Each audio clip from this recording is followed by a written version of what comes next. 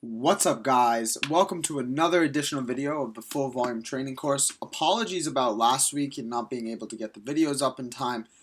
Some life things had happened, and because of that it was tough for me to kind of actually sit down and being able to record this and kind of go over why certain trades were taking, market sentiment, and things of that nature. But in this video, guys, what I want to go over basically is I want to go over this week's sentiment in reference to NFP, Mr. Trump announcing a new chairman, Mr. Powell, right? And then more importantly, the trades that we took as well.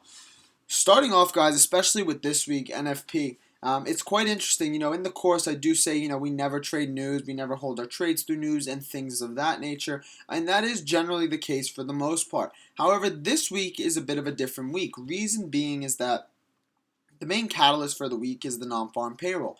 And the reason why that's the main catalyst is because that is the type of data that does give us indications of when the Federal Reserve is looking to raise rates, right? And because of that, all these high volatile pieces of data that are supposed to be disrupting the market and changing the sentiment of the market potentially actually act as non-event pieces of data or movements in the end of the day. And what I mean by non-event pieces, non-event data or non-event movements is the fact that price just simply whiplashes up and down, causing fake breakouts, causing for stop hunts and things of that nature. So it's interesting, guys. You see these high volatile pieces of data, and we're expected to think that we're going to get these big massive rips one way or the other, and actually nothing really happens, right? If we can take a look here at FX Street here real quick and just look at the economic calendar and see the data that did come out with the Eurozone, with the US dollar and things of that nature, and was warranted as high volatile data, and also it came out positive, and yet nothing ever happened. And that's simply just for the fact that, especially in weeks like this when the sentiment is non-farm payroll, jobs report, unemployment rate, indication of when we're getting the next rate hike, it's quite interesting to watch the market and see how no real movements occur. And the main reason, guys, why this happens is because the institutions, the funds, the banks, the big money in general, they're not looking to put their cash in right now. They're not looking to put their trades in. And more importantly, we do have to take into consideration that, they are already in some trades based on current structural breaks that did happen within the market, right? But the reason why we're not seeing a lot of movement is simply because banks and the bigger players are looking to add the majority of their trades after this week, simply because they'll have good indications whether we're going to get a rate hike coming December. Remember, guys, the fundamentals create the direction, the technicals bring price in that direction, right? The catalyst always has to be derived from something economical, right? That's just how the currency market works. It's how it fluctuates. So just check this out, guys. Look at this real quick. Euro news, right? Really positive, and if you just look at the day on the daily chart on the euro right now, you can see it's literally done nothing, right? Now I know that's not high volatile, but here you go, high volatile U.S. data as expected, positive personal spending, right? Core personal consumption expenditure, expected, right? No movement. Going back, right? We got the Dallas manufacturing, business index, right? Really positive. One of the best in months still. No movement whatsoever. Coming into Tuesday now, you can see we have a lot of high volatile piece of data for the Eurozone, right? And look, extremely positive. Nothing happens. Now, one could argue that we did have some negative news, so, it was kind of a technical game at that point, right? But still, in the end of the day, guys, the main catalyst is, are we going to get a rate hike in December or not, right? So they're going to be looking at indications of the economy and how healthy it's performing, which leads into Friday non-farm payroll and things of that nature.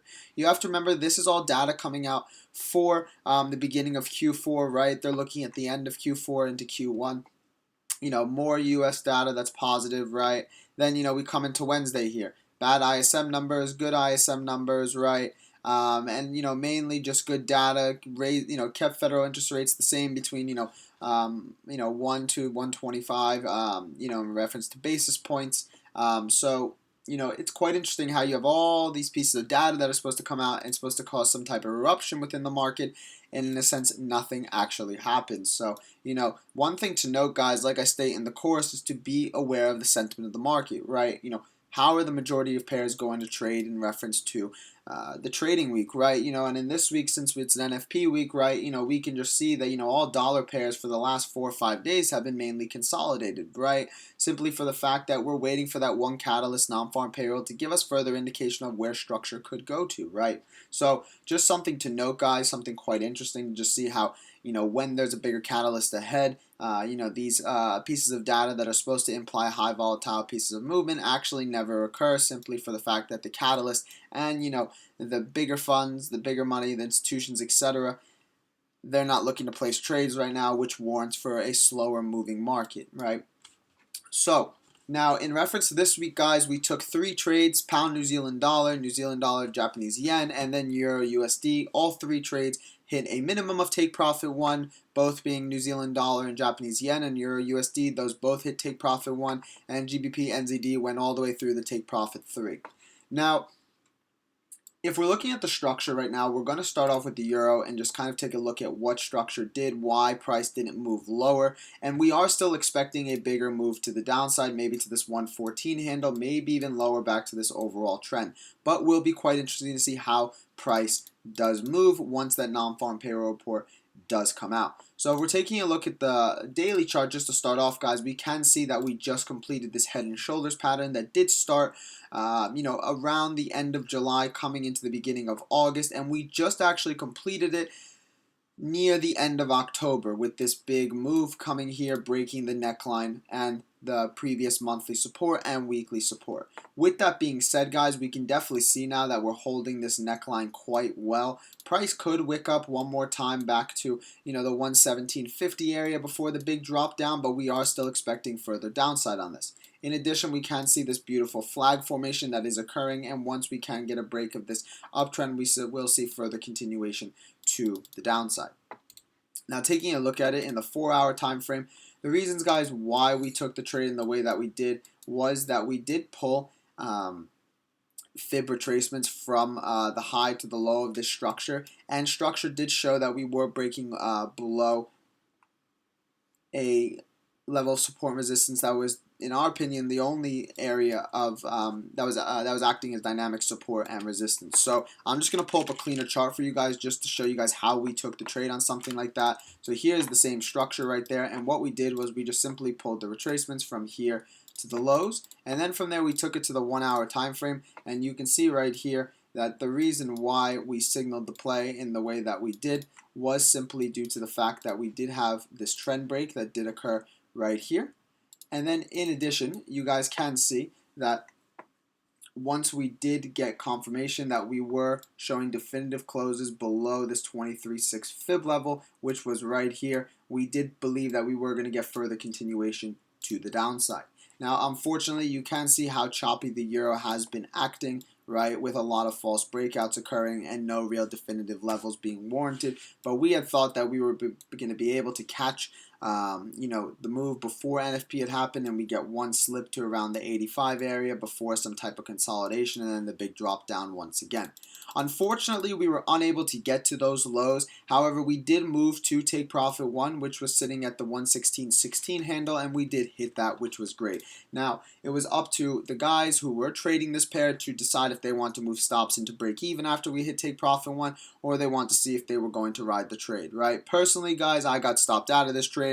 I was expecting at least take profit 2 to come down, which was near that 1 fib level down here. So I didn't necessarily move my stops into break even, but that was something that we do talk about in the full volume training course, right? The minute you hit take profit 1, automatically reduce the risk that's exposed to you by moving stops into break even. So this is why we pulled the trade in which we did. We did see that momentum is to the downside after last week. We did have this smaller term correction that did occur right here. Once we got the break of that uptrend, plus we're seeing definitive closes below the 23.6, this was giving us further indication that we would see downside momentum.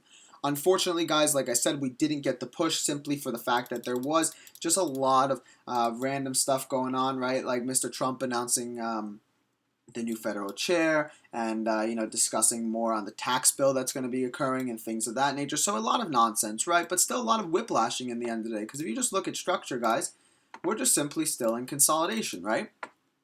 All structure is doing is simply ranging until the big drop to the downside. we're still looking for further continuation on this. Unfortunately, we just, happen to not get the move that we want. It happens, right? It's part of the market. So what we're going to be looking for is another sell setup on this play so we can take it one more to the downside. So we're going to be waiting for this trend break, maybe something like that. If I can, I'm doing this a bit quickly, guys. Or maybe if we can get, let's see, does this work? Yeah, something like that, guys. That's what we'd be looking for, this minor uptrend to break, and then from there we're going to be looking for further continuations to the downside on that. But that is mainly why we signaled the euro to US dollar. It was just a general structured break. We were trying to use the implied momentum that we did receive from last week to give us further continuation. However, unfortunately, we just weren't able to get there. So because of that, guys, you just live with it. It's no problem, right? As long as we're managing risk correctly, as long as we're learning to live another day, as long as we're surviving, that's all that matters. So that was the euro play that we signaled this week. That was actually the last signal we did. The first one that we actually signaled this week was New Zealand dollar, Japanese yen. You can see how it ran straight into stop loss after hitting take profit 1.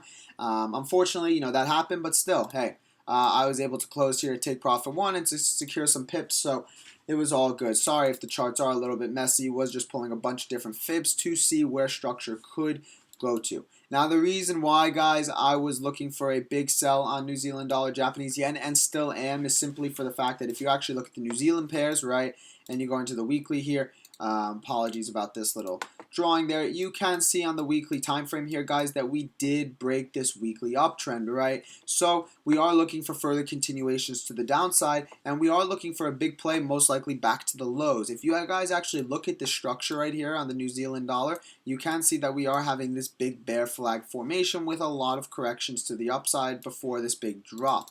And the interesting thing about this, guys, is that if you actually look at the CAD right here, it's the exact same formation, right? Exact same pattern before the big drop to the downside. So that's something that we are looking to hunt.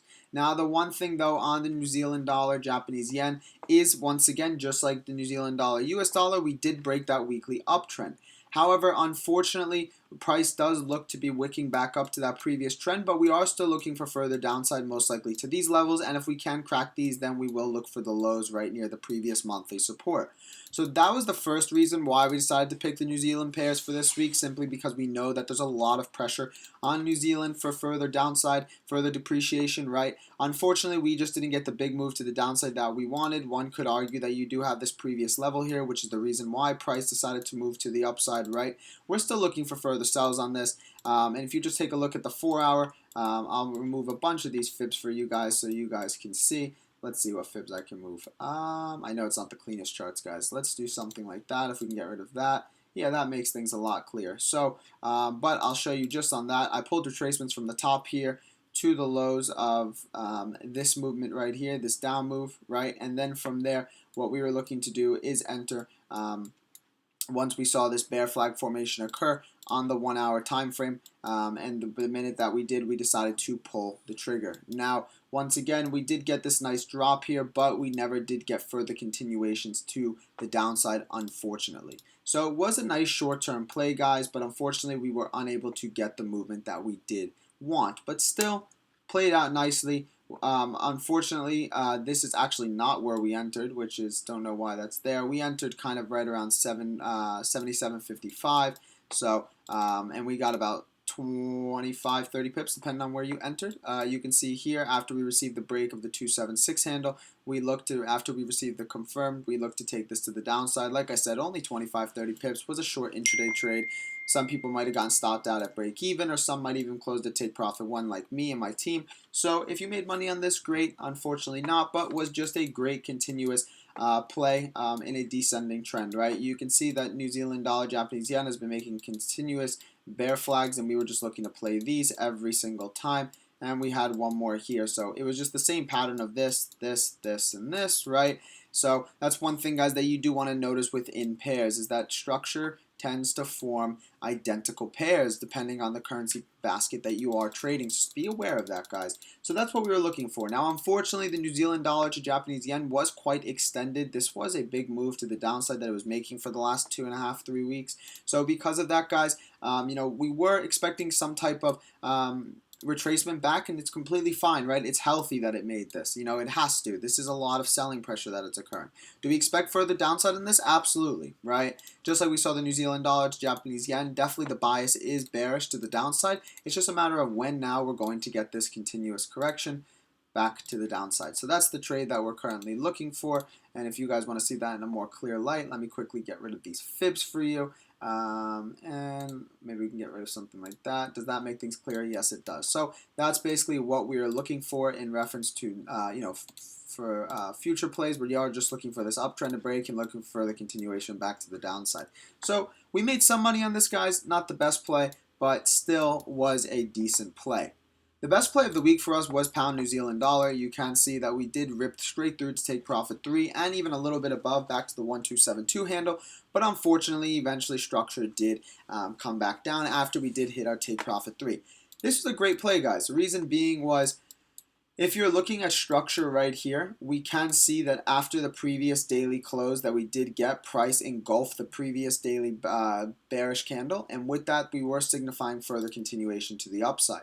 Right? If you take a look at the 4-hour time frame, you can see that we did have this beautiful bull flag that did form as of right there. And like I teach in the course, we're looking to take this impulsiveness and get further continuations of it. This was just a really textbook and golden play, right? You know, market momentum is ascending, right? Shorter term momentum is ascending. We're looking for continuations to the upside. Once we receive this break of the downtrend, we did look on the 1-hour time frame to execute this trade.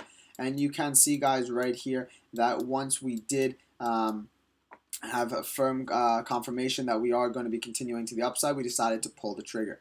Now, I believe I might have had smaller term extensions on this, which is why where we did pull the trigger. Yep, and you can see that we pulled the trigger right here on the 0.5 fib level because we did receive, like I talked about in my full volume training course, we had the breakout. The retest was higher than the breakout close, so that didn't warrant for consolidation, and with that we were looking for further continuation to the upside. Unfortunately, we had some JPY news that did cause for consolidation earlier on in the week, but eventually structure did pick up its momentum and decide to rip all the way through. So we were targeting, I believe, this level is take profit 1, 2, and then I believe the daily resistance and 1 fib level as the third take profit, right? Now, like I said, guys, this was a great textbook play, just using price's impulsiveness and taking further continuations of it to the upside. So, you know, the one thing, guys, that I just want you to understand is that we took 3 trades this week, right? And even if you got stopped out of Euro, US dollar, and you took GN and NJ, you would still be up around 65, 70 pips on the week, right? Now, personally, I'm about negative 20 pips on the week so far, and that's perfectly fine. I consider that a break-even week. Unfortunately, you know, Euro did stop hunt us out with this big wick as of right here. However, we are looking for further continuations of that. So once I do receive a technical confirmation that we can get further downside, I will look to take that trade, and that trade will take care of all my losses that, you know, the 20 pips that I lost on the week. So the one thing to understand, guys, is that it's all about numbers, right? As long as your money management's correct, as long as you're preserving the capital, as long as you're living to trade another day, everything is okay. There are just no issues whatsoever. The whole point, guys, is to love the game, love the lessons, just love the process, right? So, you know, not too many trades taken this week, but definitely were some nice opportunities to be played there. Unfortunately, we didn't get the big drop on the euro, but we still did make some nice chunk change on GN, and NJ did give us some pips as well there. So overall, guys, still finishing about in total, you know, about 80, 90 pips on the week. The reason why I'm not trading for the remainder of the week is that we do have NFP coming up later this Friday, and with Mr. Trump actually to announce the new Fed chair within the next couple of minutes, I believe, maybe even in an hour or two. So with that, I'm just going to sit back and watch and see how the markets react. But one thing, guys, you know, is the fact that it's all about making sure that you're planning out what to expect for the market. You know, me and my team, we talked this week and we were just talking about, you know, how the market was going to behave based on the non-farm payroll, Trump announcing new Fed, etc. Right? And that's something that you want to always do as well when you're looking to place your trades, right? Plan for what's going to happen, plan for how you're going to execute those trades, and plan for the inevitables, right? What if this happens, or what if this happens, right? So overall, it was still a good week. Could have been better, absolutely, but that, hey, You can't have the perfect weeks every single week. So which is the reason why, we simply just go back to our journal, write down what happened, and then we move forward into the following week. So guys, this is just what I want to cover in today's video for the full volume trading course. I just want to go over the trades that we took, kind of the sentiment of the market this week in reference to how the dollar's been acting with all these high volatile pieces of data, just simply acting as non-event pieces of information, right? False breakouts simply for the fact that the main catalyst is the non-farm payrolls and unemployment rate, which will give us further indication if we are going to get a rate hike come late December, or we're going to have to look for Q1 for the next rate hike. So that's why you'll notice that the market tends to act quite consolidated. Remember guys, like I said in the course, make sure you're reading the economic calendar, make sure you're keeping up to date with just general news that's going on, so you have a good indication of how the markets may be reacting for that week, so you don't become surprised. So guys, I hope you guys enjoyed this video. If you guys have any questions, please send me an email or please send me a message on Telegram. I hope you guys are all doing extremely well. And with that being said guys, that will conclude this video. Have a phenomenal day guys.